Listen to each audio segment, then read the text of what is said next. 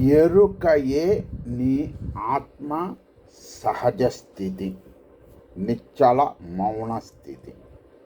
ఏ స్థితిలోనైతే కనపడే దృశ్య సరాగం కళ అని తెలుస్తుందో దానిపై భ్రాంతిని వీడిన మోక్షం సిద్ధిస్తుంది.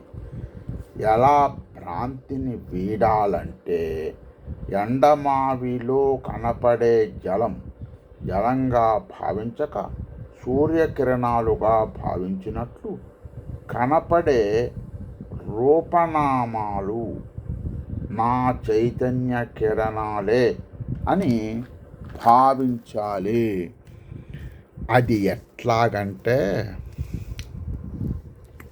పోని ఒక పని చేయి, ఈ అహం బ్రహ్మాస్మి మంత్రం చదువుకో.